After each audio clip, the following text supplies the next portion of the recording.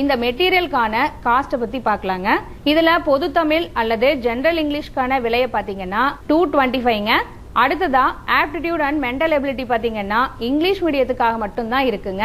இதோட காஸ்ட் பாத்தீங்கன்னா 225 தாங்க. அடுத்ததா பார்ட் 3க்கான general science, geography, history and culture of India, Indian polity, Indian economy, Indian national movement, இதற்கான விலை பாத்தீங்கன்னா ₹1700ங்க. ஒன்ஸ் இதை நீங்க வாங்கிட்டீங்கன்னாவே யூனிட் 2க்கான 6 மந்த் கரண்ட் ஈவென்ட்ஸ் மெட்டீரியல் உங்களோட வாட்ஸ்அப் நம்பருக்கோ அல்லது உங்களோட மெயில் ஐடிக்கோ சாஃப்ட் காப்பியா சென்ட் பண்ணிடுவோங்க. இப்ப நீங்க இந்த ஸ்டடி மெட்டீரியல்ஸை வாங்கணும்னா நாங்க இங்க கீழே டிஸ்கிரிப்ஷன்ல கொடுத்திருக்கிற போன்பே, கூகுள் பே அல்லது பேங்க் அக்கவுண்ட் நம்பருக்கோ இந்த மெட்டீரியல்ஸ்க்கான காஸ்டையும் கூடவே அதற்கான பார்சல் சார்ஜஸையும் சென்ட் பண்ணிட்டு உங்களுடைய டீடைல் அட்ரஸை பின்கோடோடையும் நீங்க பே பண்ண ப்ரூஃபோட ஸ்கிரீன்ஷாட்டையும் 9994987861ங்கிற இந்த வாட்ஸ்அப் நம்பருக்கு சென்ட் பண்ணிட்டீங்கன்னா நாங்க உங்களுக்கு நீங்க ஆர்டர் பண்ண மெட்டீரியல்ஸை சென்ட் பண்ணி வச்சிருவோங்க. Welcome to Arun academy channel. இன்னைக்கு கிளாஸில் நம்ம பார்க்க போகிறது என்ன அப்படின்னா பஞ்சாயத்து ராஜ் பற்றி தான். சரிங்களா? நீங்கள் என்ன கவர்மெண்ட் எக்ஸாம்ஸ் வேணால் படிங்க, டிஎன்பிஎஸ்சி, எஸ்எஸ்சி, ஆர்ஆர்பி எது வேணால் இருக்கட்டும், இந்த பஞ்சாயத்து ராஜ் பற்றி கொஸ்டின்ஸ் இல்லாத கொஸ்டின் பேப்பரே எதுவுமே கிடையாது. ஓகேங்களா? சரி, வாங்க கிளாஸ்க்குள்ளார போகலாம். இப்போ இந்த பஞ்சாயத்து ராஜ் இந்த வேர்ட்லேயே பார்த்தீங்கன்னா பஞ்சாயத்து அப்படின்னு இருக்கா. ஸோ அது வந்து ஹிந்தி வேர்டு. ஓகேங்களா? ஸோ பாஞ்ச் அப்படின்னா 5, ஆயத் அப்படின்னா கூட்டம். அந்த காலத்தில் பார்த்தீங்க அப்படின்னா ஊர் பெரிய மனுஷங்க கம்மி 5க்கு குறையாமல் ஊர் பெரிய மனுஷங்க உட்காந்து தீர்ப்பு சொல்லணும். ஸோ இதுதான் வந்து பஞ்சாயத்து ராஜ். தமிழ்நாட்டில் வந்து இந்த பஞ்சாயத்து அப்படிங்கிறது வந்து நமக்கு ஒன்றும் புதுசு இல்லை. சோழர்கள் காலத்தில் உத்திரமேரு கல்வெட்டில் வந்து அது கொடுத்துருக்காங்க. குடை ஓலை முறையில் இந்த பஞ்சாயத்து சிஸ்டம்ங்கிறது வந்து நடந்தது. ஓகேங்களா? இப்போ இதில் பிரச்சனை என்ன அப்படின்னா அந்த காலத்திலேயே யார் ஊர் பெரிய மனுஷங்க அப்படிங்கிற ஒரு கேள்வி வருது இல்லை. அதான் 5 பேர் தான் உட்காரணும் தீர்ப்பு சொல்கிறதுக்கு. ஸோ அந்த 5 பேர் யாருன்னு பிரச்சனை வருதுங்கிறதுனால அந்த சிஸ்டமே கொலாப்ஸ் ஆகிடுச்சு. சரி, ஆஃப்டர் இண்டிபெண்டன்ஸ் அப்புறம் கான்ஸ்டியூஷன் நமக்கு 1950 வந்த பிறகு என்ன நடந்தது அப்படிங்கிறது தான் இன்றைக்கி கிளாஸில் நம்ம பார்க்க போகிறோம். ப்ளஸ்ஸு இந்த பஞ்சாயத்து ராஜ் சிஸ்டம் வந்து தமிழ்நாட்டில் எப்போ ஆரம்பித்தாங்க, தமிழ்நாட்டில் அந்த சிஸ்டம் எப்படி இருக்குது அப்படிங்கிறதையும் இன்றைக்கி கிளாஸில் நம்ம பார்க்கலாங்க. சரிங்களா? வாங்க கிளாஸ்க்குள்ளார போகலாம். ஃபஸ்ட்டு பாயிண்ட் பாருங்கள். Panchayat Raj was added to the Indian constitution through 73rd Amendment 1992. Sir 1950 நம்ம கான்ஸ்டியூஷன் ஆரம்பிச்சிருக்கு சார். ஆனால் நீங்கள் வந்து பஞ்சாயத்து ராஜ் அப்படிங்கிற முறையே பார்த்தீங்க அப்படின்னா 1992 தான் கொண்டு வந்தாங்க அப்படின்னு போட்டிருக்கிறீங்க அப்படின்னா ஆமாங்க, 1950 நம்மக்கிட்ட பஞ்சாயத்து ராஜ் அப்படிங்கிற ஒரு சிஸ்டம் வந்து இந்தியன் கான்ஸ்டியூஷன் அரசியல் அமைப்பில் இல்லை. என்னதான் இருந்தாலும் இது காந்தியோட கனவு, எல்லாம் ரைட்டு தான். ஆனால் 1950 இது அரசியல் அமைப்பால் அங்கீகரிக்கப்படலை. சார் அப்புறம் என்ன சார் 1992 வரைக்கும் என்ன நடந்தது, ஏன் அவ்வளோ நேரம் வெயிட் பண்ணணும்? 1950 இப்போ ஆரம்பத்தில் இல்லைன்னா 1960 சேர்த்திருக்கலாம், 1970 சேர்த்திருக்கலாம், அல்லது 80 சேர்த்திருக்கலாம். 92 வரைக்கும் ஏன் வெயிட் பண்ணணும் அப்படின்னா 1950 92 வரைக்கும் ஒவ்வொரு பிரைம் மினிஸ்டரும் ஒவ்வொரு பிரசிடென்ட்டும் இந்த பஞ்சாயத்து ராஜுக்கு அரசியல் அமைப்பு இந்தியன் கான்ஸ்டியூஷனுங்கிற ஸ்டேட்டஸ் வாங்கி கொடுக்கணும்னு ரொம்ப போராடி இருக்காங்க. சரியா? அப்போ வந்து 1950 1992 வரைக்கும் என்ன நடந்தது அப்படிங்கிறத ஃபஸ்ட்டு பார்த்துடலாம் கிளியராக. ஓகேவா? அதிலிருந்து ஃப்ரீக்வெண்ட்டாக நிறைய கொஸ்டின்ஸ் வருங்க. சரி, ஓகே. இப்போ பார்த்தீங்க அப்படின்னா போன கிளாஸில் வந்து டிபிஎஸ்பி அரசு நெறியுறுத்தும் கோட்பாடுகள் அதை வந்து சுப்ரீம் கோர்ட்டால் கொஸ்டின் பண்ண முடியாதுங்கிறத போன கிளாஸில் பார்த்துருந்தோம். ஸோ பார்த்தீங்க அப்படின்னா டிபிஎஸ்பியில் ஆர்டிகல் 40 பாருங்கள்.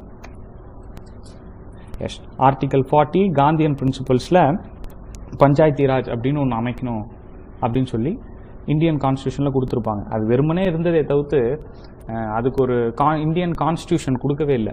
அந்த கான்ஸ்டியூஷனுங்கிற அந்த பவர் கொடுக்கவே இல்லை. So first constitution, Indian constitution அரசியல் அமைப்புங்கிறீங்களே சார், அரசியல் அமைப்பில் பஞ்சாயத்து ராஜ் அப்படிங்கிற ஒரு சிஸ்டம் இருந்தால் என்ன யூஸ், இல்லைங்கிறனால என்ன யூஸ் அப்படின்னா இப்போ ஒரு வேளை பஞ்சாயத்து ராஜ் அப்படிங்கிறது வந்து 1992 கான்ஸ்டியூஷனில் சேர்த்திட்டாங்க, ஆமாவா? இப்போ கான்ஸ்டியூஷனில் சேர்த்துன உடனே ஏதாவது ஒரு ஸ்டேட்டு அல்லது வந்து ஏதாவது ஒரு இடத்துல வந்து பஞ்சாயத்து அப்படிங்கிற ஒரு அமைப்பு இல்லைன்னு வச்சுக்கோங்களேன், இந்திய அரசாங்கம் உங்களை கேள்வி கேட்கும், சுப்ரீம் கோர்ட் உங்களை கேள்வி கேட்கும். ஓகேவா? அதுக்குன்னு ஒரு ஸ்ட்ரக்சர் இப்போ கொடுத்துருவாங்க. 1992 ஸ்ட்ரக்சர் வந்துருச்சு. தமிழ்நாட்டில் வந்து 1994 வந்து பஞ்சாயத்து ராஜ் அமைப்பு வந்து உருவாக்கியிருப்பாங்க. அது என்னங்கிறது பின்னாடி பார்க்கலாம், சும்மா தெரிஞ்சுக்கோங்க. அப்போ 1994 தமிழ்நாடு கவர்மெண்ட் வாஸ் ஃபோர்ஸ்ட் கண்டிப்பாக இது வச்சே தான் ஆகணும் அப்படின்னு சொல்லி வற்புறுத்தி வச்சாங்க. புரியுதுங்களா? சரி, ஓகே. இப்போ 1950 நம்ம கான்ஸ்டியூஷன் வந்துருச்சுங்க. ஓகேவா? 1950 நம்மளோட சட்டங்களை நாமளே வரையறுத்துக்கக்கூடிய தகுதியை நம்ம பெற்றுட்டோம். இதுதான் வந்து கான்ஸ்டியூஷன், இந்தியன் கான்ஸ்டியூஷனோட ஸ்டேட்டஸ். சரி, இப்போது ஃபஸ்ட்டு வந்து நேரு வந்து பிரைம் மினிஸ்டராக வந்தார். வந்தோடனே பார்த்தீங்க அப்படின்னா அந்த எக்கனாமிக்ஸில் இப்போ 5 இயர் பிளானிங்னு ஒன்று இருக்கும். அது படிச்சிருந்தீங்கன்னா உங்களுக்கு தெளிவாக தெரியும். இந்தியா வந்து ஒவ்வொரு 5 வருஷமும் என்ன பண்ண போகுது, நம்ம வாழ்க்கையிலையும் கூட அப்படி தான். நம்ம லாங் டேர்ம் கோல்ஸ் ஒன்று வச்சுருப்போம், ஷார்ட் டேர்ம் கோல்ஸ் ஒன்று வச்சுருப்போம். அதே மாதிரி தான் இந்தியாவுக்கும் ஷார்ட் டேர்ம் கோல்ஸ். ஒவ்வொரு 5 வருஷமும் இந்தியா என்ன பண்ண போகுது அப்படின்னு சொல்லி பிளான் பண்ணுறதுக்கு ஒரு கமிஷன் ஒன்று ஆரம்பிக்கிறாங்க.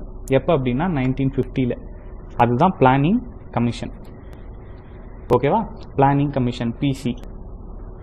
இப்போ இவங்க என்ன பண்ணுவாங்க அப்படின்னா அடுத்த 5 வருஷம் இந்தியா என்ன பண்ண போகுது, எதை நோக்கி போக போகுது அப்படின்னு சொல்லி இவங்க தான் பிளான் பண்ணுவாங்க. ரைட்டா? இந்த planning commission 1951 first 5 year plan அப்படின்னு சொல்லி ஒன்று கொண்டு வருது. எக்கனாமிக்ஸ் படிச்சிருந்தீங்கன்னா உங்களுக்கு தெரியும் இல்லையா? ஸோ ஃபஸ்ட்டு 5 இயர் பிளான் வர்றப்ப நேரு தான் வந்து பிரைம் மினிஸ்டராக இருக்கிறாரு. ஓகேங்களா? அவர் ஃபஸ்ட்டு எதுக்கு இம்பார்ட்டன்ஸ் கொடுத்தாரு அப்படின்னா அக்ரிகல்ச்சர். காந்தி வந்து சொல்லிட்டு போயிட்டாரு, இந்தியா வந்து கிராமங்களில் வாழ்கிறது அப்படின்ட்டு. அது வெறும் மக்கள் தொகையின் கணக்கெடுப்புலையோ இல்லை வந்து வேறு எதுலேயுமே இல்லை. இந்தியா வந்து விவசாயத்தை நம்பி வாழ்ந்துட்டு இருக்கு. விவசாயம் கிராமங்களில் நடக்குது. அப்போது கிராமங்களை நீங்கள் வளர்த்த விவசாயம் வளரும். விவசாயம் வளர வளர இந்தியா வளரும். இவ்வளோதான் அவரோட கான்செப்ட். ஓகேவா? கிராம மக்கள் என்னைக்கு வளர ஆரம்பிக்கிறாங்களோ அப்போ தான் இந்தியா வளரும் அப்படின்னு சொல்லி காந்தி ரொம்ப நம்பினார். ஸோ இப்போ அதன் பிரகாரமே வந்து பார்த்திங்கன்னா நேரு வந்து ஃபஸ்ட்டு 5 இயர் பிளானில் அக்ரிகல்ச்சருக்கு தான் வந்து இம்பார்ட்டன்ஸ் கொடுத்தாங்க. ரைட். இப்போ காந்தி வந்து பஞ்சாயத்து சிஸ்டம் வந்து கிராமங்களில் வளரணும்னு சொல்லிட்டாரு. ஆனால் 1951 1950 அது கான்ஸ்டியூஷன் ஸ்டேட்டஸே கொடுக்கல. ஸோ இப்போ என்ன பண்ணுறாங்கன்னா காந்தியோட கனவை வைக்கணும் அப்படின்னு சொல்லிட்டு 1952 கம்யூனிட்டி டெவலப்மெண்ட் ப்ரோக்ராம் அப்படின்னு சொல்லி ஒன்று ஆரம்பிக்கிறாங்க. ஓகேவா? கம்யூனிட்டி டெவலப்மெண்ட் ப்ரோக்ராம் நல்லா புரிஞ்சுக்கணும். இந்த கம்யூனிட்டி டெவலப்மெண்ட் ப்ரோக்ராம் ஆரம்பிக்கும் போது இந்த ப்ரோக்ராமுக்காக பணம் எதுவுமே அரசாங்கம் செலவு பண்ணல. ஓகேவா? இப்போ பணம் செலவு பண்ணி ஒருத்தருக்கு சம்பளம் கொடுத்தீங்கன்னா தான் அவங்க ஒரு கரெக்டாக வேலை செய்வாங்க. சம்பளமே கொடுக்காம யார் வேலை செய்வாங்க? ஸோ ஃபார் எக்ஸாம்பிள் தான் இது சொல்கிறேன். ஸோ அந்த மாதிரி பஞ்சாயத்து ராஜ் அப்படிங்கிற அமைப்பு கிராமங்களில் உருவாக்கணும். ஆனால் அதில் யார் தலைவர், அந்த அமைப்பு எப்படி இருக்கணும் அப்படிங்கிறதெல்லாம் எதுவுமே வரையறுக்கப்படல. ஓகேவா? ஜஸ்ட் ஒரு கம்யூனிட்டி டெவலப்மெண்ட் ப்ரோக்ராம், அதாவது அரசாங்கம் வந்து என்னென்ன பண்ணிட்டு இருக்கு அப்படிங்கிறத கிராம மக்களுக்கு சொல்லுவாங்க. இவ்வளோதான் அந்த ப்ரோக்ராமோட வேலையே. ஸோ October 2, 1952 இதை ஆரம்பிக்கிறாங்க, சிடிபி.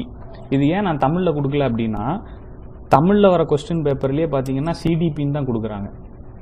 ஓகேவா? Community development programme. அதனால் நீங்கள் இது இங்கிலீஷ்லேயே கற்றுக்கிறது நல்லது.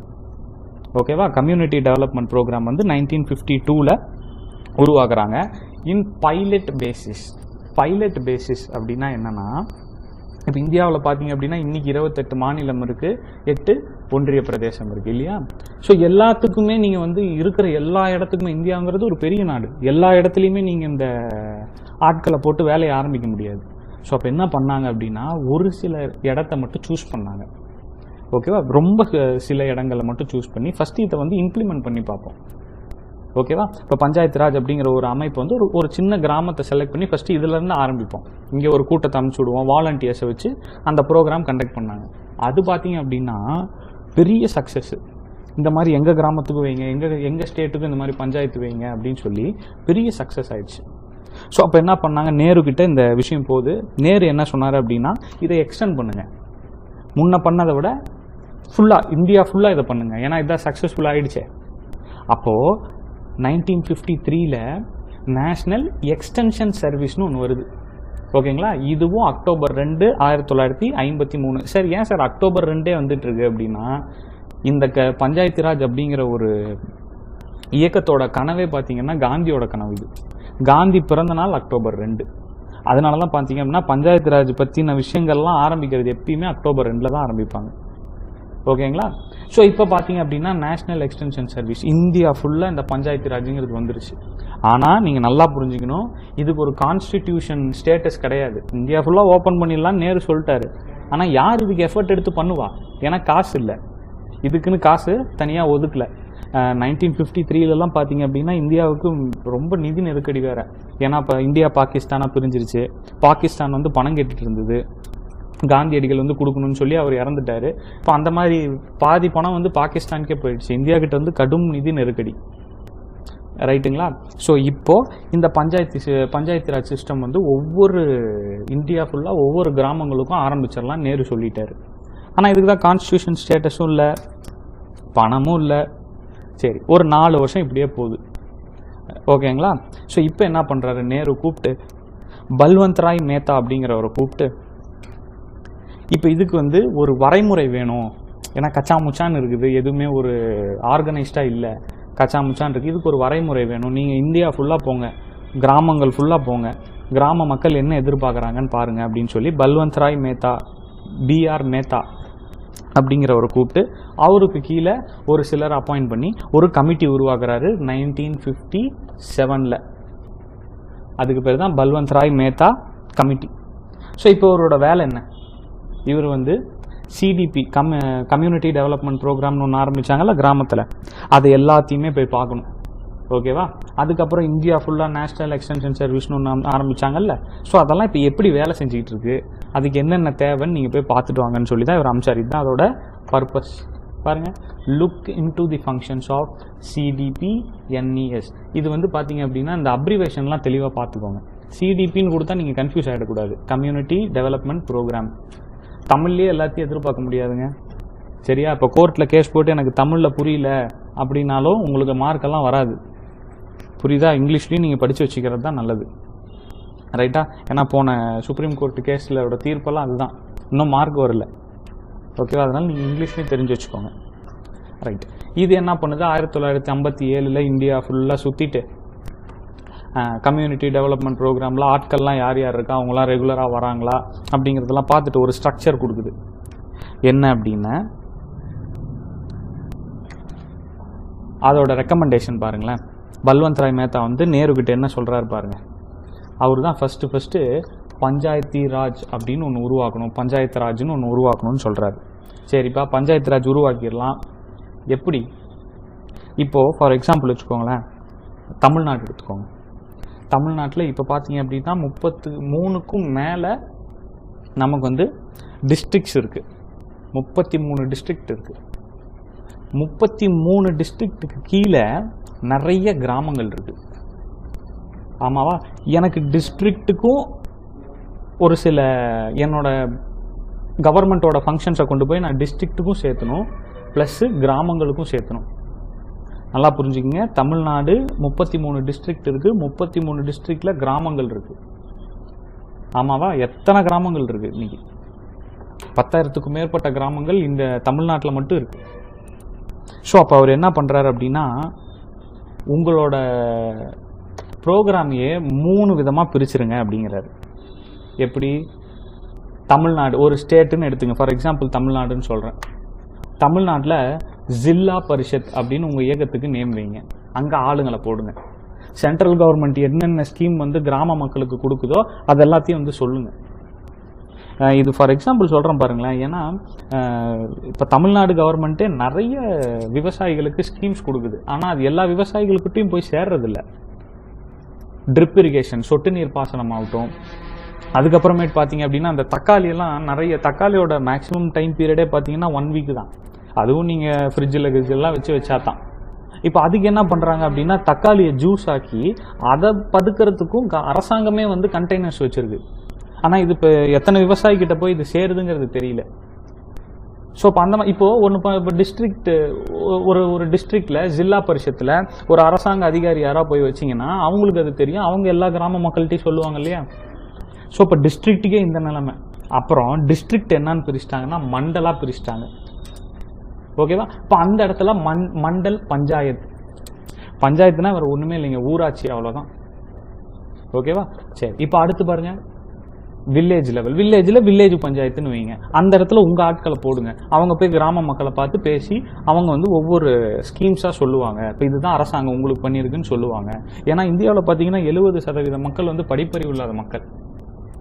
ஸோ அவங்களுக்கு வந்து யாராவது புரியுற மாதிரி எடுத்து சொன்னா தான் வேலைக்கு ஆகும் இல்லையா? சரிங்க, இவ்வளோதாங்க அவர் சொன்னார். ஸ்டேட்டையே 3ஆக பிரிச்சுக்கிங்க. ஓகேவா? ஜில்லா பரிஷத், மண்டல் பரிஷத், வில்லேஜ் பஞ்சாயத்து 3ஆக பிரிச்சிருங்க.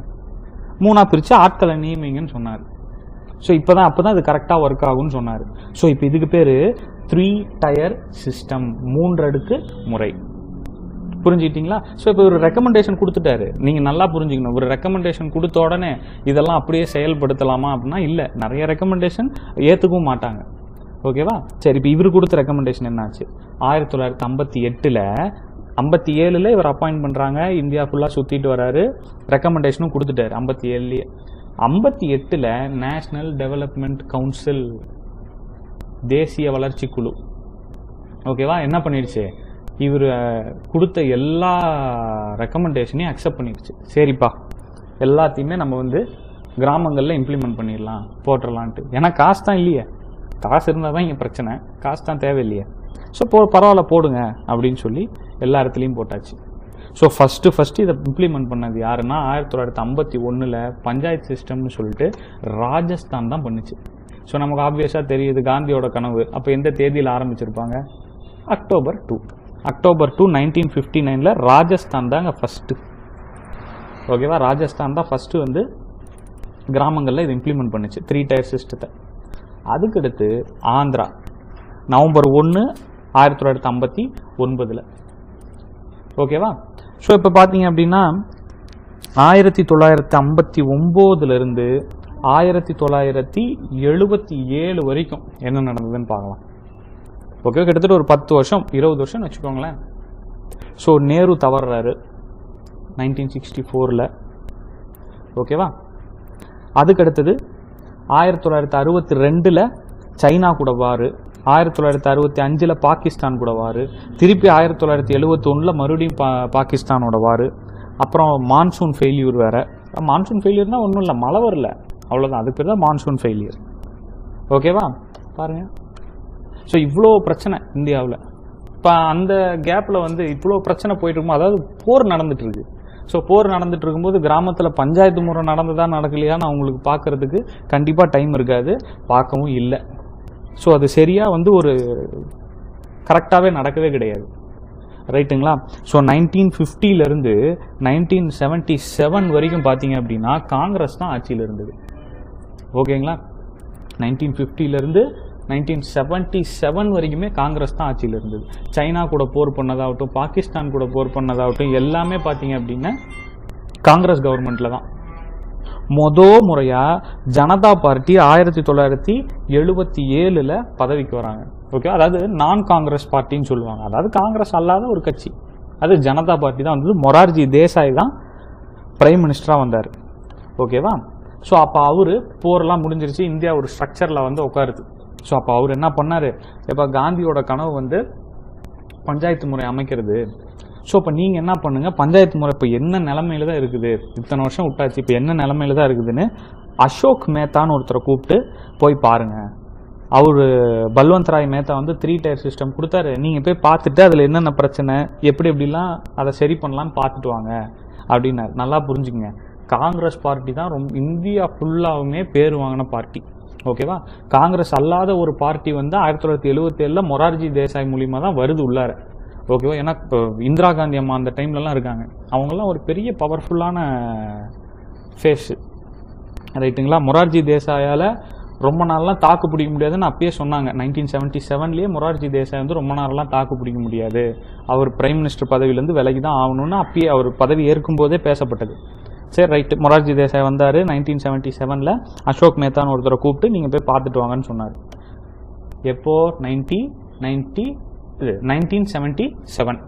அசோக் மேத்தா கமிட்டி எப்போ வந்ததுங்க? 1977. இது எதுக்கு கதையாக சொல்கிறேன் அப்படின்னா, when was Ashok Mehta committee appointed அப்படின்னு கேட்டால் உங்களுக்கு டக்குன்னு வந்துடணும். மொரார்ஜி தேசாய் தான் அப்பாயிண்ட் பண்ணார். மொரார்ஜி தேசாய் எப்போ வந்தார்?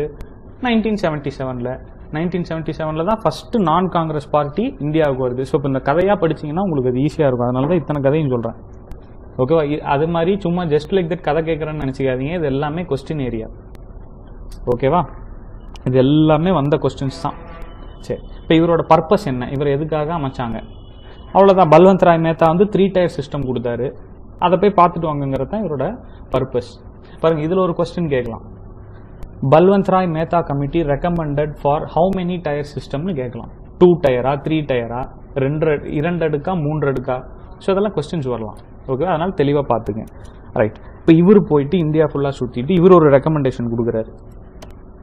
என்ன recommendation? Creation for 2 tier system. 3 அடுக்கெல்லாம் வேணாங்க, இந்த மண்டலுங்கிறத எதுக்கு பிரிக்கிறீங்க? டிஸ்ட்ரிக்ட், வில்லேஜ், இது 2 மட்டும் போதும் அப்படின்னு சொல்லி இவர் ஒரு அறிக்கை கொடுக்குறாரு. இவர் இந்த ஒரு அறிக்கையை மட்டும் கொடுக்கல, 132 அறிக்கை கொடுக்குறாரு. ஓகேவா, பரிந்துரை பண்ணுறாரு. ஆனால் பார்த்தீங்க அப்படின்னா, நான் ஏற்கனவே சொன்னேன்ல, மொரார்ஜி தேசாயால் ரொம்ப நாள்லாம் பிரசிடெண்ட்டாக இருக்க முடியாதுன்ட்டு. டக்குன்னு இந்திரா காந்தி அம்மா பார்த்துட்டு இருப்பாங்களா? இவரை டக்குன்னு இறக்கி விட்டுட்டு இந்திரா காந்தி அம்மா வராங்க. ஸோ அதனால் பார்த்தீங்க அப்படின்னா, மொரார்ஜி தேசாய் அப்பாயிண்ட் பண்ண கமிட்டி தானே, எத்தனை ரெக்கமெண்டேஷன் எடுக்க முடியும்? ஒரு ரெக்கமெண்டேஷனை கூட எடுக்கல. ஓகேங்களா? ஸோ பாருங்கள், 1979 மொரார்ஜி தேசாய் என்ன பண்ணிட்டார்னா ரிசைன் பண்ணிட்டார் பதவியை. அதுக்கப்புறம் சரண் சிங் வந்தார். ஸோ சரண் சிங் வந்ததுக்கப்புறம் பார்த்தீங்கன்னா லோக்சபாவே டிசால்வ் ஆயிடுச்சு. ஏன்னா இந்திரா காந்தி அம்மா விடுவாங்களா? திருப்பி அடுத்தது 1980 மறுபடியும் இந்திரா காந்தி பிகேம் தி பிரைம் மினிஸ்டர். ரைட்டா? அதுக்கப்புறம் இந்திரா காந்தி அம்மா சுட்டு கொண்டுடுறாங்க. அதுக்கப்புறம் அவங்க பையன், ஓகேவா, ஒரு சாதாரண எம்பி கூட கிடையாது அவர் சும்மா அப்போ தான் ஃபாரின்லேருந்து வராரு, புதுசாக இருந்தார், அவரை கூட்டிகிட்டு போய் பிரைம் மினிஸ்டர் ஆக்கிட்டாங்க. அதுக்கப்புறம் 1984 தனி பெரும்பான்மையாக Rajiv Gandhi became the prime minister.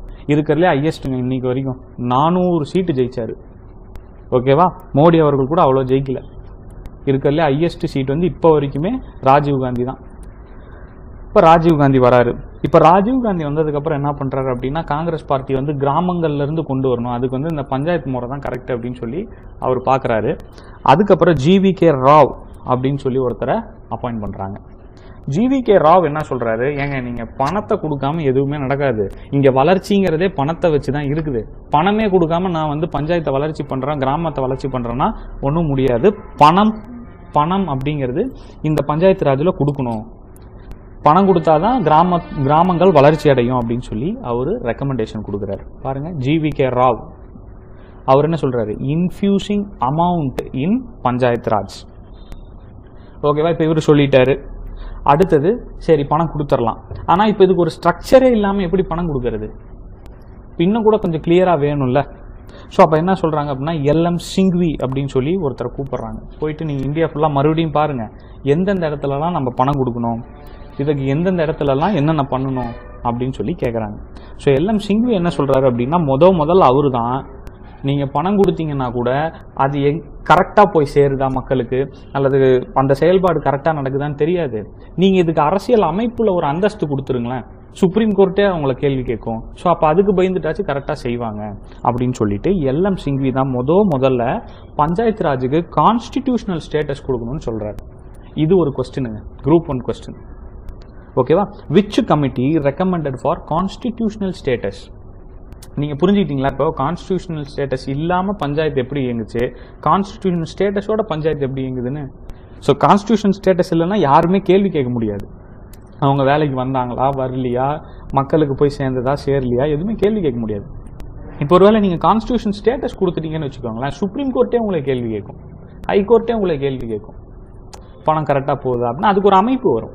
So அப்போ அதனால் என்ன பண்ணார் அப்படின்னா, ராஜீவ் காந்திகிட்ட LM சிங்வி போய் முதல்ல பஞ்சாயத்துக்கு கான்ஸ்டிடியூஷனல் ஸ்டேட்டஸ் கொடுக்கணும் அப்படின்னு சொல்லி LM சிங்வி தான் முதல்ல சொல்கிறார்.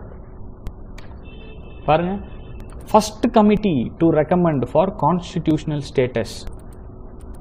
புரியுதுங்களா? இதெல்லாம் தான் நடந்தது. அதனால தான் 1992 அப்போ தான் 1992 தான் பஞ்சாயத்துக்கு கான்ஸ்டிடியூஷன் ஸ்டேட்டஸே கிடைக்குது. இவ்வளோ பிரச்சனை நடந்துருச்சு.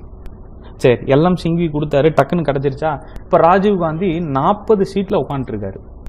ஓகேவா, ரைட். இப்போது ஒரு விஷயத்தை நான் கான்ஸ்டிடியூஷனல் ஸ்டேட்டஸ் வாங்கணும்னு வச்சுக்கோங்க, இந்திய அரசியல் அமைப்பில் நான் ஒரு விஷயம் சேர்க்கணும்னு வச்சுக்கோங்க, 3 படிநிலையை நான் தாண்டணும். ஓகேவா, பாராளுமன்றம் உங்களுக்கு தெரியும் 2 இருக்குது, லோக்சபா ராஜ்யசபா. ஓகேவா, இன்னொன்று பிரசிடென்ட், லோக்சபா ராஜ்யசபா பிரசிடென்ட், இந்த 3 சேர்ந்தது தாங்க பாராளுமன்றம். ஓகேவா, இது ஒரு கொஸ்டின், UPSC கொஸ்டின் இது. ஓகேவா, இப்போ நான் ஒரு விஷயத்தை அரசியலமைப்பில் சேர்க்கணும் அப்படின்னா, லோக்சபாவில் நமக்கு தெரியும் 545 பேர் இருக்காங்க. 545 பேர்த்துல அதாவது 3ல் 2 பங்கு உறுப்பினர்கள் கையெழுத்து போடணும். சரி, லோக்சபாவில் நான் கையெழுத்தை வாங்கிட்டேன். அடுத்தது என்ன பண்ணும், ராஜ்யசபாவுக்கு போகும். அதே மாதிரி ராஜ்யசபாவில் 3ல் 2 பங்கு உறுப்பினர்கள் கையெழுத்து போடணும். அதுக்கப்புறம் என்ன பண்ணுங்க, பிரசிடென்ட் கிட்ட போகும். பிரசிடென்ட்டும் கையெழுத்து போடணும். இப்படி 3 பேர் கையெழுத்து போட்டால் தான் ஒரு விஷயத்தை நம்ம அரசியலமைப்பில் சேர்க்கவே முடியும். புரிஞ்சுக்கிட்டீங்களா? ரைட். இப்போ ராஜீவ்காந்தி தனி பெரும்பான்மையில் இருக்காரு, 400 சீட் வச்சிருக்கிறாரு. ஆனா எங்க, லோக்சபால. ஓகேவா? இது மட்டும் தெரிஞ்சு வச்சுக்கோங்க. 400 சீட் வச்சிருக்காரு, லோக்சபால தான் வச்சிருக்காரு, ராஜ்யசபால இல்ல. பிரசிடென்ட்டுக்கும் அவருக்குமான இணக்கமும் எப்படி இருக்குன்னு தெரியல. ரைட்டா? இதை தெரிஞ்சு வச்சுக்கோங்க. ரைட். இப்போ எல்எம் சிங்கி வந்து ராஜீவ்காந்திட்ட சொல்லிட்டாரு, சார் இதுக்கு கான்ஸ்டியூஷனல் ஸ்டேட்டஸ் கொடுக்கணும் சார் அப்படின்ட்டு. சரி, ரைட். பாராளுமன்றத்தில் இதை பற்றி பேசுகிறாங்க. எப்போ அப்படின்னா 1989 64வது அரசியலமைப்பு சட்ட திருத்தமாக லோக்சபாவில் இதை போடுறாங்க. ரைட்டா? லோக்சபாவில் அந்த 400 சீட் வச்சிருக்கிறாரு, இது பாஸ் ஆயிடுச்சு. ஓகேவா? இங்கே பாருங்க, லோக்சபாவில் ராஜீவ்காந்தியால் இது பாஸ் ஆயிடுச்சு. ஓகே, 3ல் 2 பங்கு உறுப்பினர்கள் கையெழுத்து போட்டாங்க. அடுத்தது ராஜ்யசபாவுக்கு வராங்க. ராஜ்யசபாவில் பார்த்தீங்கன்னா இது ரிஜெக்ட் ஆயிடுச்சு. 3ல் 2 பங்கு உறுப்பினர்கள் கையெழுத்து போடவே இல்லை. ஓகேவா? ஸோ 2 பங்கு உறுப்பினர்கள் கையெழுத்து போடவே இல்லை. இப்போ இது என்ன ஆயிடுச்சு அப்படின்னா, அரசியலமைப்பில் ஒரு விஷயத்தை வந்து நம்ம சேர்க்கணும் அப்படின்னா 3 பேருமே கையெழுத்து போடணும். யாராவது ஒருத்தர் ரிஜெக்ட் பண்ணால் கூட அதை சேர்த்தவே முடியாது. ஸோ அப்போ ஜாயிண்ட் சிட்டிங்கும் இது வரல. ஸோ ஜாயிண்ட் சிட்டிங்னா என்னங்கிறதெல்லாம் பார்லிமெண்ட் நடத்தும் போது நான் சொல்கிறேன். ஸோ ஜாயிண்ட் சிட்டிங்கிறது ஆர்டினரி பில்லுக்கு மட்டும் தான். இது சும்மா தெரிஞ்சு வச்சுக்கோங்க, பார்லிமெண்ட் நடக்கும்போது கிளியராக நான் சொல்கிறேன். ஸோ அப்போ ஆஸ் அ ஹோல் இது ரிஜெக்ட் ஆகிடுச்சு ராஜீவ்காந்தி இருக்கும்போது. ஓகேங்களா? ஓகே. இப்போ அடுத்து 1989 மறுபடியும் எலெக்ஷன் வருது. ராஜீவ்காந்தி தோத்துறாரு. விஸ்வநாத் பிரதாப் சிங், அதாவது விபி சிங் பிரைம் மினிஸ்டர் ஆகுறாரு. அவரும் ரொம்ப நாள் நீடிக்க முடியல. அடுத்து சந்திரசேகர் வர்றாரு. இவங்க 2 பேருமே சேர்ந்து பார்த்தீங்கன்னா ஒரு 2 இயர்ஸ் தான் இருந்திருப்பாங்க. ஓகேவா? திருப்பி 1991 ராஜீவ்காந்தி கொல்லப்படுறார். May 21 நமக்கு தெரியும். May 21 1991 ராஜீவ்காந்தி கொல்லப்படுறாரு. சரி, இப்போ 1991 வரைக்குமே இது கான்செப்ட் என்னன்னா, பஞ்சாயத்து ராஜ் இன்னும் அரசியலமைப்புக்கு அங்கீகாரம் கிடைக்கல. ஓகேவா? சரி, இப்போ அதுக்கு முன்னாடி பஞ்சாயத்து ராஜ் சிஸ்டம் வந்து ரொம்ப காந்தியோட கனவுங்கிறாங்க. ப்ளஸ் இன்னும் அதில் நிறைய நன்மைகள் இருக்குங்கிறாங்க. அப்புறம் ஏன் சார் ராஜ்யசபா வந்து அதை ரிஜெக்ட் பண்ணுச்சு? அது தெரிஞ்சுக்கணும்ல. ரைட். இப்போ அது பாருங்க, வை ராஜ்யசபா ரிஜெக்டட். இப்போது நமக்கு வந்து 3 நம்மளது வந்து ஃபெடரல் சிஸ்டம்னு நான் சொல்லிக்கிட்டே இருப்பேன் இல்லையா? இப்போ ஃபஸ்ட்டு பாருங்கள், சென்ட்ரல் கவர்மெண்ட் இருக்குது, மத்திய அரசாங்கம் இருக்குது. அடுத்தது மோடி கவர்மெண்ட் தான் மத்திய அரசாங்கம். அடுத்து ஸ்டேட் கவர்மெண்ட், தமிழ்நாடுன்னு வச்சுக்கோங்க ஃபார் எக்ஸாம்பிள். எடப்பாடி பழனிசாமி அவர்கள் தான் சிஎம்மாக இருக்கார். அடுத்து லோக்கல் செல்ஃப் கவர்மெண்ட். இப்போது எல்எம் சிங்வி என்ன ஜிவிகே ராவ் என்ன சொல்கிறாரு அப்படின்னா, இதுக்கு பணம் கொடுக்கணுன்ட்டாரு. இப்போது இங்கே நல்லா பாருங்கள், இந்த இடத்துல என்ன பிரச்சனை வந்துச்சு அப்படின்னா, சென்ட்ரல் கவர்மெண்ட்டு டைரக்டாக லோக்கல் செல்ஃப் கவர்மெண்ட் பஞ்சாயத்துக்கு காசு கொடுத்துட்றேன் அப்படின்னு சொல்லியிருந்தது. அதுதான் ராஜீவ்காந்தி சொல்லியிருந்தார். ஸ்டேட் கவர்மெண்ட்டுக்கிட்ட நான் பணம் தர மாட்டேன், டைரக்டாக பஞ்சாயத்து அந்த லோக்கல் செல்ஃப் கவர்மெண்ட்டுக்கிட்டே நான் பணம் தந்துடுவேன் அப்படின்னு சொல்லி ராஜீவ்காந்தி வந்து அந்த சட்டத்தை தான் நிறைவேற்றலான்னு போயிட்டு இருந்தார். ஏன்னா ஃபஸ்ட்டு சென்ட்ரல் கவர்மெண்ட் வந்து ஸ்டேட் கவர்மெண்ட்டிட்ட பணம் தரும், ஸ்டேட் கவர்மெண்ட்டு தான் லோக்கல் கவர்மெண்ட்டுக்கிட்ட பணம் தரணும் அப்படிங்கிறது போய் சென்ட்ரல் கவர்மெண்ட் டைரெக்டாக லோக்கல் செல்ஃப் கவர்மெண்ட்டுக்கிட்டே பணம் தரும் அப்படின்னு சொல்லி ராஜீவ்காந்தி சொல்லிட்டார். இப்போது ராஜ்யசபாக்கு இன்னொரு பேர் என்னங்க? மாநிலங்களவை, கவுன்சில் ஆஃப் ஸ்டேட். அப்போ அவங்க விடுவாங்களா ஸ்டேட் கவர்மெண்ட்டுக்கு பணம் தராமல் பஞ்சாயத்துக்கு கொடுக்க விடுவாங்களா? ஸோ அதனால தான் பார்த்தீங்க அப்படின்னா ராஜ்யசபா அதை ரிஜெக்ட் பண்ணிடுச்சு. ஓகேவா? அப்புறம் அடுத்து பிவி நரசிம்மராவ் வந்து 1992 பிரைம் மினிஸ்டராக உட்காருவார். ரைட்டுங்களா? இப்போ என்ன பண்ணுவார் அப்படின்னா, 73வது சட்ட திருத்தம் 1992 இந்த பிரச்சனை எல்லாத்தையுமே சால்வ் பண்ணிட்டு லோக்சபாவில் தனி பெரும்பான்மை வாங்கிடுவார். டிசம்பர் 22 1992 அப்போ வந்து தனி பெரும்பான்மை வாங்கிடுவார். அதுக்கப்புறம் அடுத்த நாள் ராஜ்யசபாவில் அங்கேயும் தனி பெரும்பான்மை வாங்கிடுவாங்க. அடுத்து பிரசிடென்ட், அவங்கக்கிட்டையும் ஏப்ரல் 2 1993 இவங்ககிட்டையும் தனி பெரும்பான்மை வாங்கிடுவாங்க. இப்போ இந்த இடத்துல ஒரு சிக்கல் இருக்குது. என்ன அப்படின்னா, இப்போ நம்ம இம்ப்ளிமெண்ட் பண்ண போகிற இந்த பஞ்சாயத்து அப்படிங்கிறது கிராமங்களில் இல்லையா? கிராமங்கள் எதோட கிராமங்கள்? ஒவ்வொரு மாநிலத்தோட கிராமங்கள். அப்போது நம்மக்கிட்ட இப்போ எத்தனை மாநிலம் இருக்குது? 28 மாநிலம் இருக்குது. இப்போ நீங்கள் ஒரு சென்ட்ரல் கவர்மெண்ட் வந்து மாநிலத்தில் ஏதாவது ஒரு ஸ்கீம் ஏற்பாடு பண்ணணும்னு வச்சுக்கோங்க, அந்த மாநிலத்தோட சிஎம்மோட பர்மிஷன் தேவை. அதாவது 28 மாநிலத்தோட சிஎம்மும் சைன் போடணும் அப்படிங்கிற அவசியம் இல்லை, அட்லீஸ்ட் பாதி மாநிலத்தோட சிஎம் ஆச்சு சைன் போடணும். ஸோ அப்போ என்ன பண்ணாங்க அப்படின்னா, அந்த மாநிலத்தோட சிஎம் கிட்டையும் சைன் வாங்கி பிரசிடென்ட்டுக்கிட்டையும் சைன் வாங்கி 1993 இதை அமைக்கிறாங்க. ஸோ இதுதாங்க நடந்தது. 1950 1993 வரைக்கும் இதுதான் நடந்தது. ஸோ ஃபைனலாக நம்ம இந்தியாவுக்கு வந்து கான்ஸ்டியூஷனல் ஸ்டேட்டஸ் கிடைச்சாச்சு. ஓகேவா? ஸோ இப்போது தமிழ்நாட்டில் இது எப்போ சார் ஆரம்பித்தாங்க அப்படின்னா 1994 ஆரம்பித்தாங்க. தமிழ்நாட்டில் இது எப்படி ஒர்க் ஆகிட்டு இருக்கு? 3 டயர் சிஸ்டம் நம்ம வச்சிருக்கிறோமா, 2 டயர் சிஸ்டம் வச்சிருக்கிறோமா, இது என்ன அப்படிங்கிறத வந்து பின்னாடி பார்க்கறதுக்கு முன்னாடி ஆர்டிகல்ஸ் பார்த்துடலாம். ஓகேவா? ஆர்டிகல் 243 பஞ்சாயத்து ராஜ் பற்றின டெஃபனிஷன்ஸ் கொடுத்துருப்பாங்க. ரைட்டா? அதுக்கப்புறம் கிராம சபை தமிழில். ஓகேவா? கிராம சபைன்னு ஒன்று அமைக்கணும் சார். கிராம சபைனா எப்போ சார், என்ன சார், அதெல்லாம் இப்போ இந்த கிளாஸ்லேயே பின்னாடி பார்க்கலாம். நீங்கள் இது மட்டும் தெரிஞ்சு வச்சுக்கோங்க, கிராம சபைன்னு ஒன்று அமைக்கணும். அதுக்கப்புறம் article 243B constitution of panchayat. Panchayat அப்படிங்கிறது எப்படி இருக்கணும், யாரெல்லாம் அதில் கேள்வி கேட்பா, யாரெல்லாம் அதில் பதில் சொல்லுவாங்கிறத நீங்கள் சொல்லிடணும். அடுத்தது காம்போசிஷன் ஆஃப் பஞ்சாயத்து. கம்போசிஷன் அப்படின்னா அது எத்தனை ஆண்டு காலம் வேலை செய்யும் அப்படிங்கிறத நீங்கள் சொல்லிடணும். இங்கே பாருங்கள், சி நல்லா புரிஞ்சுங்க. Composition article 243C composition of panchayat. இப்போ நீங்கள் இது என்ன பண்ணணும் அப்படின்னா, எந்த ஆர்டிக்கல் என்ன சொல்லுதுங்கிறத மட்டும் நீங்கள் தெரிஞ்சுக்கிட்டீங்கன்னா போதும். ஓகேவா? அதுக்கப்புறம் இன்னொரு ஒரு பெரிய பிரச்சனை என்ன அப்படின்னா, நம்ம தான் பிரிஞ்சு கிடக்கிறோமே, சாதியிலா மதத்தால் பாலினத்தால் நம்ம பிரிஞ்சு கிடக்கிறோம்ல. ஸோ இப்போ ஒவ்வொருத்தருக்கும் ரிசர்வேஷன் வேணும்ல. போன 2019 தமிழ்நாடு எலெக்ஷனில் இந்த பஞ்சாயத்து எலெக்ஷன் வந்துச்சு 2019. ஸோ அப்போ பார்த்தீங்க அப்படின்னா பெண்களும் இளம் வயது, அதாவது 21 to 25 இருக்கிற யங்ஸ்டர்ஸ் வந்து ஜாஸ்தி ஜெயிச்சிருந்தாங்க. ஸோ அப்போ பார்த்தீங்க அப்படின்னா அவங்களுக்கு ரிசர்வேஷன் வேணும். யாருக்கெல்லாம் ரிசர்வேஷன் கொடுக்கலாம்? அடுத்தது டியூரேஷன்.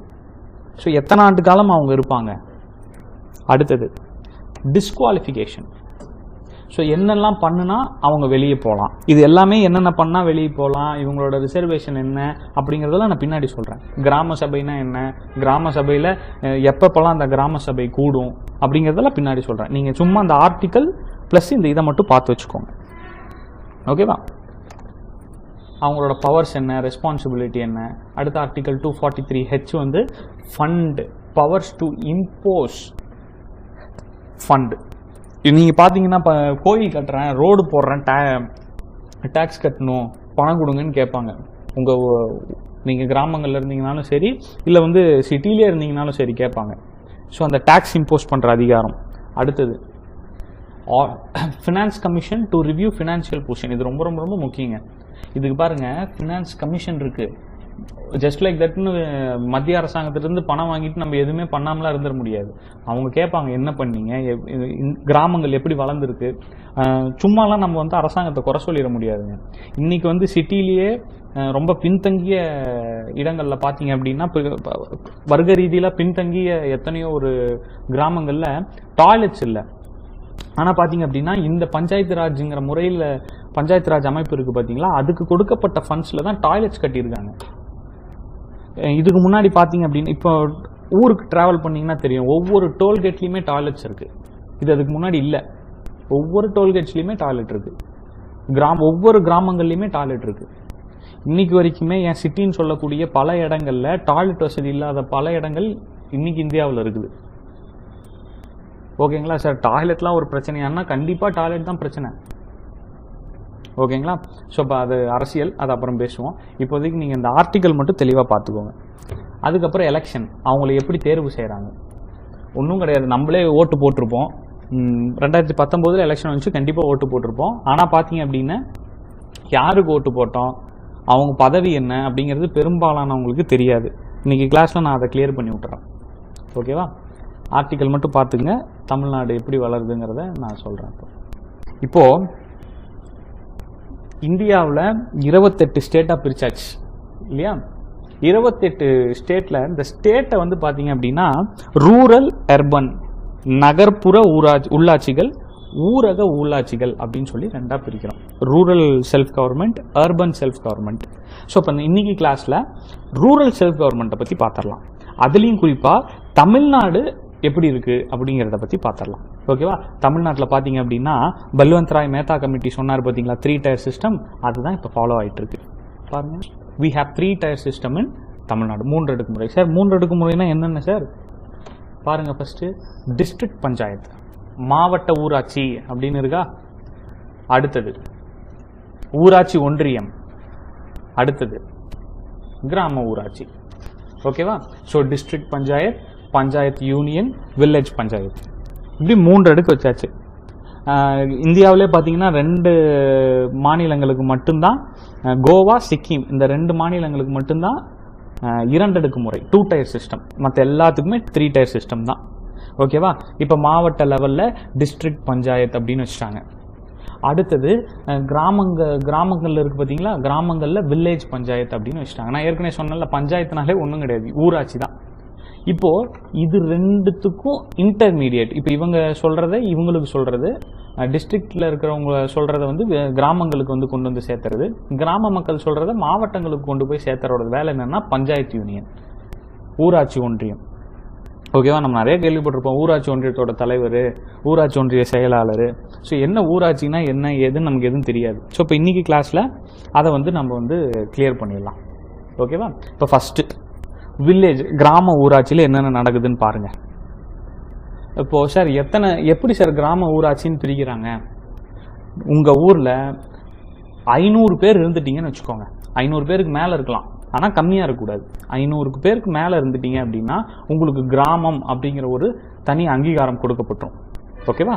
ஸோ பாருங்கள், கிராம ஊராட்சி, கிராம ஊராட்சி 500க்கும் அதிகமான மக்கள் தொகையை கொண்ட ஒவ்வொரு கிராமத்திலும் இருக்கும். ஓகே, கிராம ஊராட்சி ஆஃபீஸ்னு ஒன்று இருக்குது. ஓகேவா? ஸோ இப்போது இவங்களுக்கு இப்போ அந்த இடத்துல வந்து யார் இருக்கிறது, யார் தலைவர்? கிராம ஊராட்சின்னு ஒரு ஆஃபீஸ் போட்டாச்சு, அதுக்குள்ளார எத்தனை பேர் உட்காந்துட்டு இருப்பாங்க, யார் தலைவருங்கிற பிரச்சனை இருக்குல்ல. ஸோ அதில் உறுப்பினர்கள் இருப்பாங்களா, அவங்க பேர் தான் வார்டு மெம்பர்ஸ்ன்னு பேர். ஓகேவா? வார்டு உறுப்பினர்கள்னு நம்ம சொல்கிறோம் இல்லையா? ஸோ அதுதான் வார்டு உறுப்பினர்கள். அந்த வார்டு உறுப்பினர்கள்லேருந்து ஒருத்தரை தலைவராக தேர்வு பண்ணுவாங்க. ஓகேவா? இப்போ பாருங்கள், கிராம ஊராட்சின்னு ஒன்று இருக்குது, அதில் உறுப்பினர்கள்லாம் இருப்பாங்க. ஓகேவா? அவங்கள எல்லாத்தையுமே நீங்கள் தான் ஓட்டு போட்டு தேர்வு பண்ணுறீங்க. இப்போ வார்டு மெம்பர்ஸ் எல்லாத்தையும் நீங்கள் ஓட்டு போட்டு தேர்வு பண்ணிட்டீங்க. ஓகேவா? இப்போ ஃபார் எக்ஸாம்பிள் வச்சு சொல்லலாம், 10 வார்டு மெம்பர் இருக்காருன்னு வச்சுக்கோங்க. 10 வார்டு மெம்பர் இருக்காங்க அப்படின்னா அந்த 10 பேரும் உட்காந்து யார் தலைவராக இருக்கலாம். இந்த பிரசிடென்ட்னா நீங்கள் குடியரசு தலைவர்னு நினச்சிக்கூடாது. பிரசிடென்ட் அப்படின்னா தலைவர், அவ்வளோதான். ஸோ அந்த 10 பேர்த்துக்கு யார் தலைவராக இருக்கலாம்னு அவங்களுக்குள்ளாரே பேசுவாங்க. அந்த 10 பேருமே பேசி, சரிப்பா நீங்கள் வந்து தலைவராக இருங்கன்னு சொல்லி ஒருத்தரை தேர்ந்தெடுப்பாங்க. ஓகேவா? ஸோ நல்லா புரிஞ்சுக்கணும், இந்த வார்டு மெம்பராக எலெக்ஷனில் நிற்கிறாங்க பார்த்தீங்களா, அவங்களோட வயது, குறைந்தபட்ச வயது எவ்வளோவா இருக்கணும்னா 18 கிடையாதுங்க, 21 வயசு இருக்கணும். இதுக்கு முன்னாடி பார்த்துருப்பீங்க, எம்எல்ஏக்கு 25, பிரசிடென்ட்டுக்கு வந்து பிரைம் மினிஸ்டருக்கு வந்து 35ங்கிறதெல்லாம் பார்த்துருப்போம். இப்போது வார்டு மெம்பராக நீங்கள் வந்து லோக்கல் எலெக்ஷனில் வந்து நிற்கணும்னா உங்களுக்கு 21 வயசு இருக்கணும். 21 வயசு இருந்தாலே நீங்கள் எலெக்ஷனில் நின்றுடலாம். ஓகேவா? இப்படி தாங்க கிராம ஊராட்சி வேலை செஞ்சிட்டு இருக்குது. ஓகேவா? நீங்கள் ஓட்டு போட்டு செலக்ட் பண்ணுறது எல்லாமே வார்டு மெம்பர். அந்த வார்டு மெம்பர் வந்து பிரசிடெண்ட்டை, உங்கள் தலைவரை தேர்ந்தெடுப்பாங்க. புரிஞ்சுதுங்களா? நீங்கள் ஓட்டு போட்டு செலக்ட் பண்ணீங்க பார்த்தீங்களா, உங்கள் கிராமத்தில் நீங்கள் வார்டு மெம்பரை தான் செலக்ட் பண்ணியிருக்கிறீங்க, வார்டு உறுப்பினரை தான் செலக்ட் பண்ணியிருக்கீங்க. ரைட்டா? ஸோ இப்போ இதில் உங்களுக்கு தெரிஞ்சுக்க வேண்டியது என்ன, ஒரு கிராமம்னு நம்ம எப்படி சொல்லலாம், 500 பேர் மக்கள் தொகை இருந்தால், அதுக்கு மேலே எவ்வளோ வேணா இருக்கலாம், 500 பேர் குறைஞ்சபட்சம் இருந்தால் உங்களுக்கு கிராமத்தில் கிராம ஊராட்சின்னு ஒன்று ஆரம்பிச்சிருவாங்க. அதில் உறுப்பினராக நீங்கள் சேரணும்னா 21 வயசு இருந்தாலே போதும். நீங்கள் உறுப்பினராக போய் மக்கள்கிட்ட ஓட்டு கேட்டு ஜெயிச்சிட்டிங்க அப்படின்னா உங்கள் உறுப்பினர்களில் ஒருத்தரையே நீங்கள் தலைவராக தேர்ந்தெடுக்கலாம். ஓகேவா? இதெல்லாம் தான் ரூல்ஸு. சரிங்க, இப்போ இதோட வேலை தான் என்ன? இப்போ இதை அமைச்சாச்சு, இதோட வேலை என்ன பாருங்கள். ஃபஸ்ட்டு உங்கள் ஊரில் குடிநீர் வசதி இருக்குதான்னு பார்க்குறது இவங்களோட வேலை தான். குடிநீர் எதாவது வரலைன்னா நீங்கள் நேராக போய் கிராம ஊராட்சிகிட்ட போய் சொல்லலாம், உங்கள் பிரசிடென்ட்டுக்கிட்ட போய் கம்ப்ளைண்ட் பண்ணலாம். அடுத்தது தெரு விளக்கு.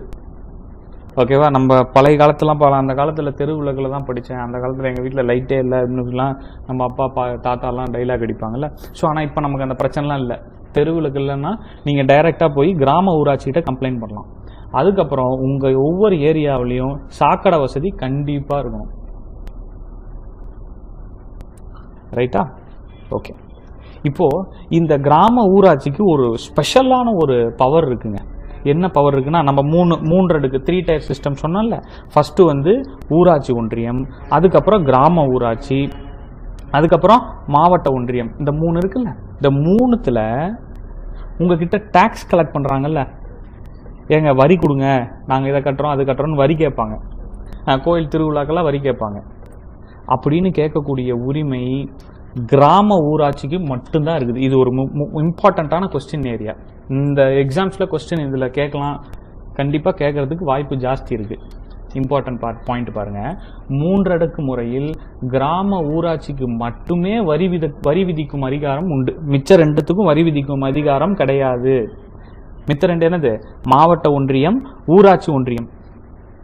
ஓகேவா? இது 2த்துக்குமே வரி விதிக்கும் அதிகாரம் கிடையாது, கிராமத்துக்கு மட்டும்தான் இருக்குது. சரிங்க, இப்போ நீங்கள் கிராமத்தில் என்ன பண்ணுறீங்க அப்படின்னா, 18 வயசு உங்களுக்கு ஆயிடுச்சுன்னு வச்சுக்கோங்க. வருஷத்தில் 4 நாள் கிராம சபை அப்படின்னு நடக்கும். வருஷத்தில் 4 நாள் நடக்கும்.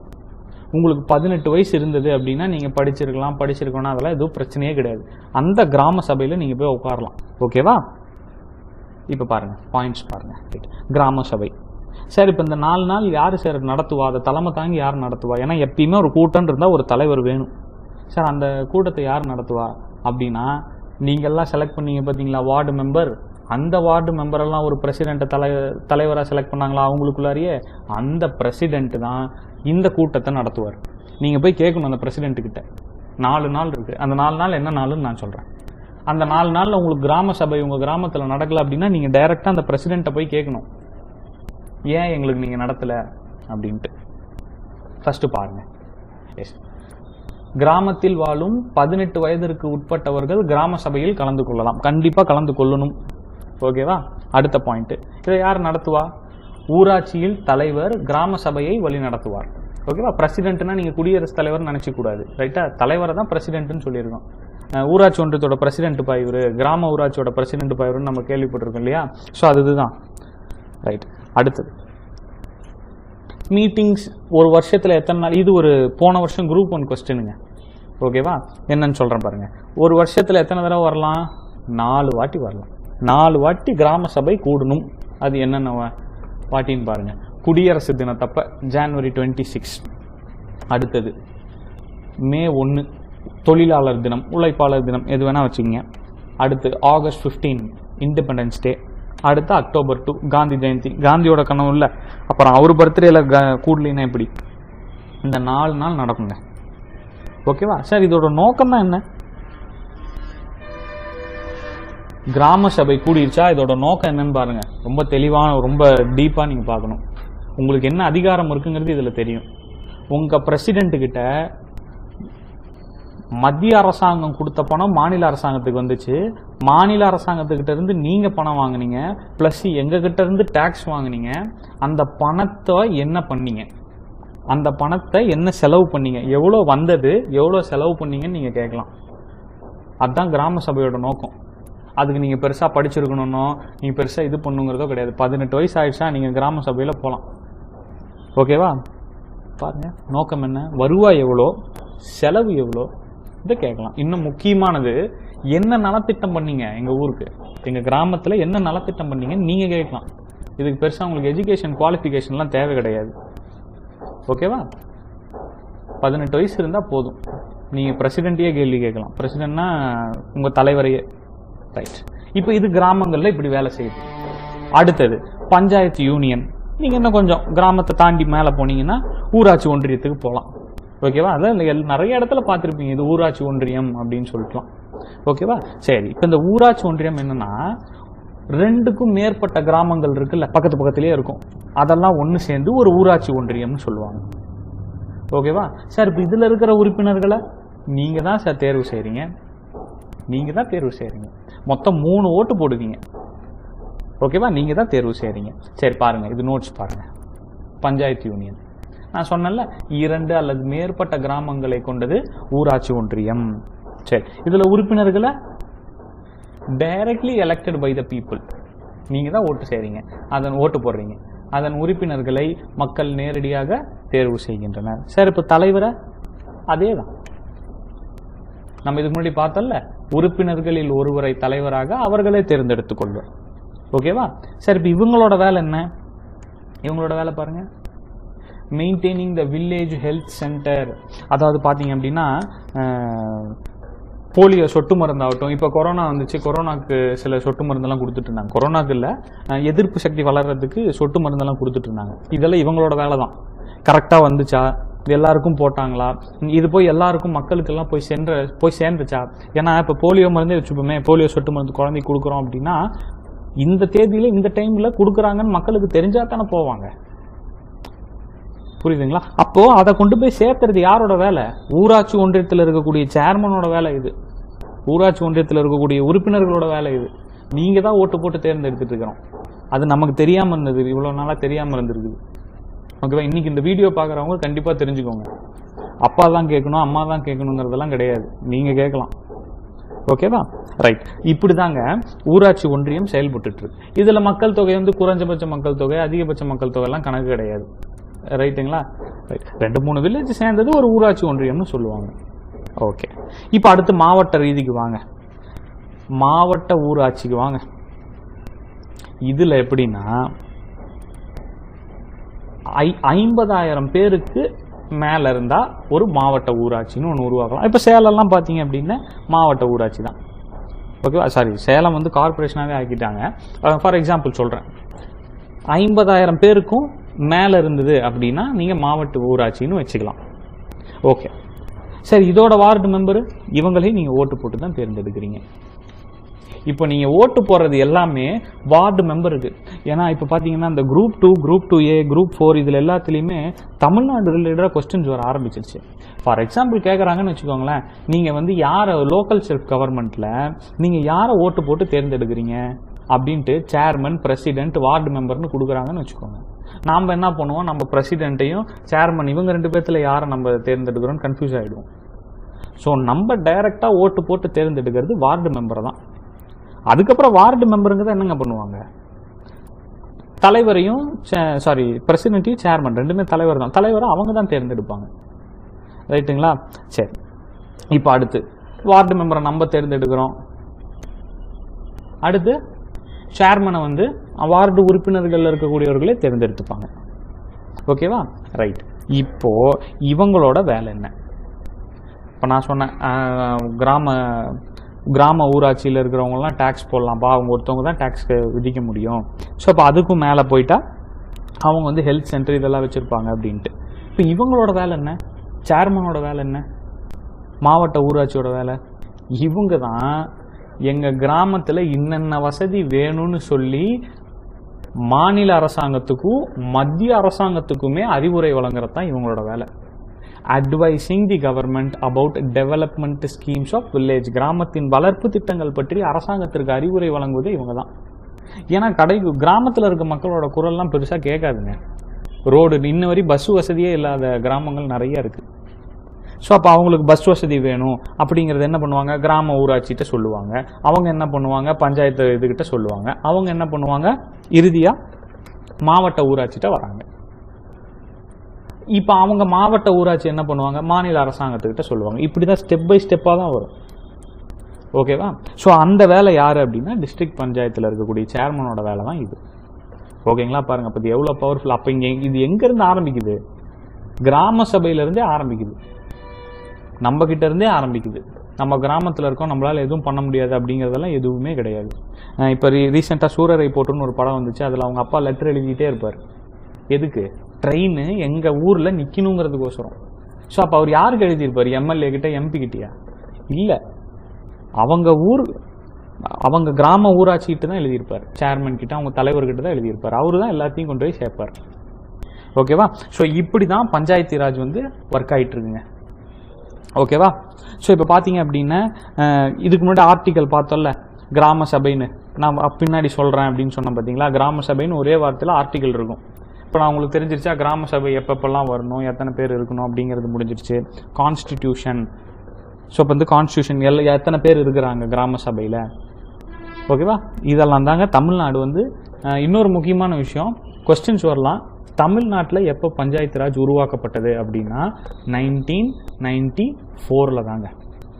1992 1993 கிடையாது, 1994 தான் தமிழ்நாட்டில். ஓகேவா?